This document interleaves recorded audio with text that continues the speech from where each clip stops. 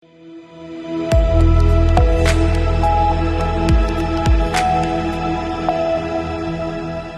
के बाद आप सभी का बहुत स्वागत है सी न्यूज़ भारत में। नमस्कार, मैं हूं रत्ना। वक्त हो गया उत्तर प्रदेश बुलेटिन का। बात होगी आजमगढ़ की, जहां देवगांव क्षेत्र में हुई मुठभेड़ में एक शातिर लुटेरे राहुल यादव को घायल अवस्था में गिरफ्तार कर लिया गया।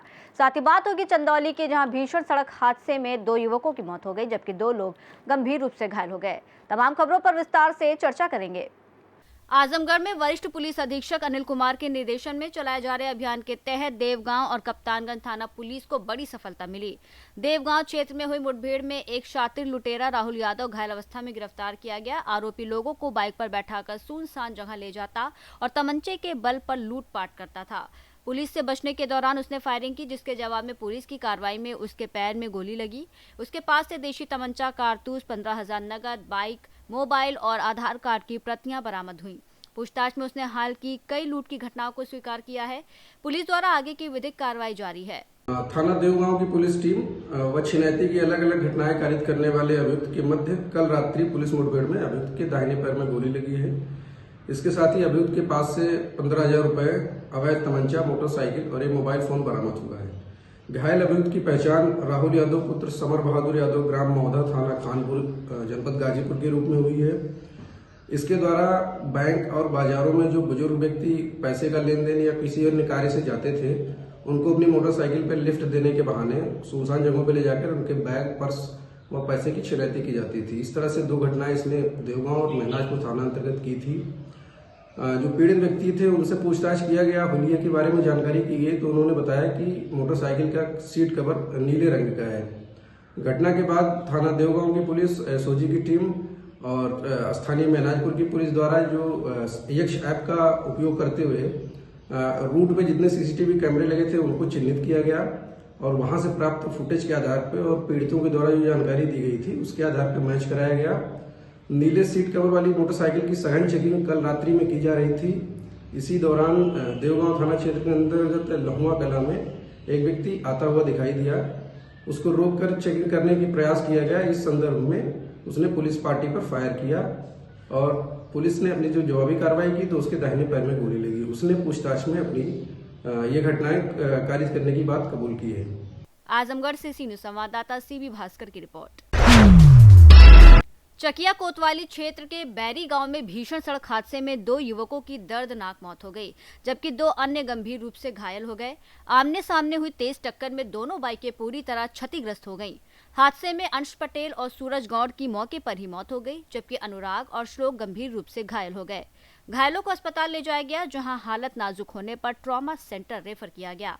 सूचना पर पहुंची पुलिस ने शवों को पोस्टमार्टम के लिए भेजते हुए आगे की कार्रवाई शुरू कर दी है। चंदौली से सी न्यूज़ संवाददाता अंकित सैनी की रिपोर्ट।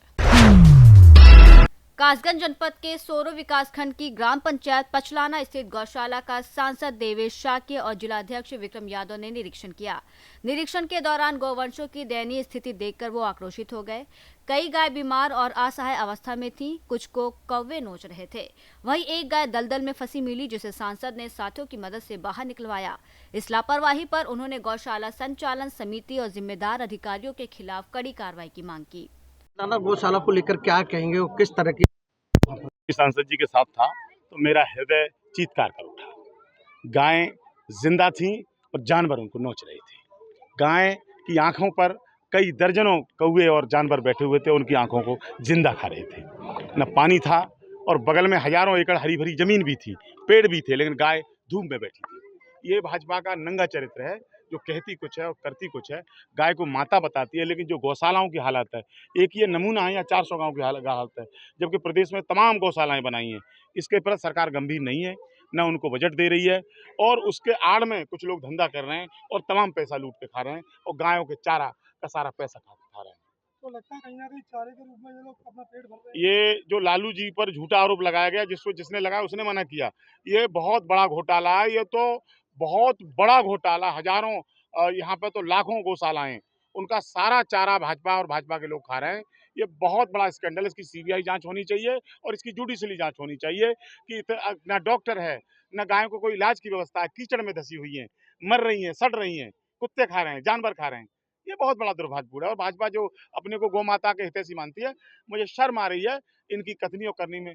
बहुत बड़ा अंतर है। बड़े क्रूर लोग हैं जो जमीन पर नहीं देखते, केवल बड़ी बड़ी बातें करते हैं, लेकिन जमीनी हकीकत कुछ ऐसी होती नहीं है। आज सोशल मीडिया पर कुछ वीडियो वायरल हुए हैं, क्या कुछ दशा मिली है वहाँ पर? दिशा और दशा को लेकर क्या कहेंगे, क्या कार्रवाई की मांग करते हैं? कई दिनों से क्षेत्र की गौशालाओं को लेकर मेरे पास फ़ोन आ रहे थे और आज मैं क्योंकि उस क्षेत्र में था तो मैंने कहा कि जब लंबे समय से एक फ़ोन आ रहे हैं तो मैं पचलाना ही गौशाला में पहुंचा। वहाँ का जो दृश्य देखा उससे मेरा हृदय बड़ा दुखी हुआ कि मेरे घुसते ही मुझे गायों का जो दशा थी वो मंजर दिखा कि गायें अधमरी पड़ी हुई थी, कौवे जिंदा गायों की आंखें निकाल रहे थे, गायों के बच्चे वहीं बगल में तड़प तड़प के मरे हुए पड़े थे, 3-4 गायें दलदल में फंसी हुई थी। मतलब कई गायों के कान कटे हुए थे, कुत्ते नोच रहे थे। तो अगर इस इतनी बड़ी गौशाला की दशा ये होगी तो प्रदेश और हमारे ज़िले में जो और गौशाला है उनकी हालत क्या होगी? क्या प्रशासन मूक दर्शक बना हुआ देख रहा है सब? कहीं प्रशासन की मिली भगत तो नहीं है? इसमें कौन अधिकारी दोषी हैं, किसको दोष दिया जाए? सरकार तो ये कहती है कि हम गायों को मानने वाले लोग हैं, गायों के लिए आश्रम खोले, लेकिन हकीकत कहीं उसके बहुत परे है। क्या मांग करते हैं, क्या हो? मेरी मांग है इसमें जो भी दोषी हो और पूरे प्रदेश की गौशालाओं की जांच करी जाए, गायों को संरक्षित किया जाए, गायों को मरने के लिए वहाँ डाल दिया जाता है, जो गायों के लिए आश्रय बनाए गए हैं उनमें न चारा है न देखने वाले लोग हैं। और जबकि जिस जगह मैं गया था उसी के पास हजारों बीघा जमीन जो हरी है उनको बचाया जा सकता था, गायों को पेड़ है उनको बचाया जा सकता है, उन पर बैरिकेटिंग करके उन पर पानी की व्यवस्था कर दी जाए तब भी गाय जिंदा रहेंगी। लेकिन ये दुर्दशा जो मैंने देखी मुझे बहुत बुरा लगा। मैं मांग करता हूँ कि इसमें जो भी अधिकारी दोषी हैं, जो भी लोग दोषी हैं, उनके खिलाफ सख्त से सख्त कार्रवाई हो और भारतीय जनता पार्टी अपने चेहरे और चरित्र को साफ करे। अगर वो गाय हितैषी है तो गाय पे इतना उत्पीड़न क्यों? लगता है कहीं ना कहीं जो इतना बड़ा घोटाला हो रहा है इसको चारे को लेकर, उस पर कोई कार्रवाई होनी चाहिए। आपने बहुत अच्छा प्रश्न किया। मैं इतनी बड़ी गौशाला में गया, मैंने चारे की भी वीडियो बनाई, केवल उसमें 2-3 कुंटल ही चारा पड़ा हुआ था। एक 2 चारे के लिए उन्होंने, अंदर कितनी गाय होंगी ना? अभी तो जो गाय हैं उनको खाने के लिए कुछ मिल ही रहा, केवल हड्डियाँ रह गई उनकी, और गाय होंगी कम से कम 300-400 गाय तो होंगी आराम से। तो कहीं ना कहीं भाजपा सरकार में भाजपा के नेता और अधिकारी बिल्कुल सब संलिप्त है इसमें। हो सकता है इसमें कहीं और मंशा तो नहीं है। अगर और मंशा नहीं है तो गायों की स्थिति ऐसी क्यों?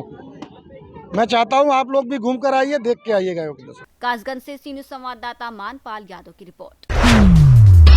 ललितपुर में कुत्ते के अचानक सड़क पर आ जाने से 2 मोटरसाइकिल सवारों का एक्सीडेंट हो गया, जिसमें दोनों घायल हो गए। बताया जा रहा है कि दोनों युवक राजघाट की ओर जा रहे थे, तभी ये हादसा हुआ। स्थानीय लोगों ने कहा कि आवारा पशु और जानवर लगातार दुर्घटनाओं का कारण बन रहे हैं। कुछ दिन पहले भी इसी तरह की घटना में एक बुजुर्ग की जान जा चुकी है। हादसे के बाद राहगीरों ने घायलों को सामुदायिक स्वास्थ्य केंद्र पहुंचाया। ललितपुर से सी न्यूज़ संवाददाता विकास सोनी की रिपोर्ट। प्रतापगढ़ के आसपुर देवसरा क्षेत्र की नगर पंचायत ढकवा और रामगंज में शुक्रवार को शपथ ग्रहण कार्यक्रम आयोजित कर नामित सभासदों को पद और गोपनीयता की शपथ दिलाई गई। कार्यक्रम में प्रशासनिक अधिकारियों की मौजूदगी में दोनों नगर पंचायतों की समितियों का विस्तार किया गया। नगर पंचायत रामगंज में आयोजित समारोह में एसडीएम पूर्णेंद्र मिश्रा ने राम उजागर मिश्र, श्रवण कुमार और ब्रिजेश मणि को सभासद पद की शपथ दिलाई। वहीं नगर पंचायत ढकवा में भी इसी प्रकार का आयोजन हुआ, जहां जितेंद्र विक्रम सिंह उर्फ पंकज सिंह, शिवाकांत पांडे और सुभाष चंद्र मोदनवाल को पद की जिम्मेदारी सौंपी गई। नए सदस्यों के शामिल होने से नगर पंचायत ढकवा की समिति का आकार बढ़ गया है। पहले जहां 14 वार्डों के निर्वाचित सदस्य और अध्यक्ष अशोक त्यागी सहित कुल 15 सदस्य थे, वहीं अब 3 नामित सभासदों के जुड़ने से ये संख्या बढ़कर 18 हो गई है। इस अवसर पर एसडीएम न्यायिक अनुराग सिंह, मीडिया प्रभारी विनोद पांडे, नगर पंचायत अध्यक्ष ढकवा अशोक त्यागी, नगर पंचायत अध्यक्ष रामगंज राकेश सिंह सहित कई गणमान्य लोग मौजूद रहे। इस दौरान एसडीएम पुनेंद्र मिश्रा ने कहा कि नगर पंचायतों में नामित सभासदों के शामिल होने से विकास कार्यों को और गति मिलेगी। उन्होंने सभी नवनामित सभासदों से अपेक्षा जताई कि वो जनहित को सर्वोपरि रखते हुए ईमानदारी और पारदर्शिता के साथ अपने दायित्वों का निर्वहन करें, ताकि क्षेत्र में विकास और सुशासन को नई दिशा मिल सके। प्रतापगढ़ से सी न्यूज़ संवाददाता रोहित जायसवाल की रिपोर्ट। बुलेटिन में फिलहाल इतना ही। देश और दुनिया की तमाम बड़ी खबरों के लिए आप देखते रहिए सी न्यूज़ भारत।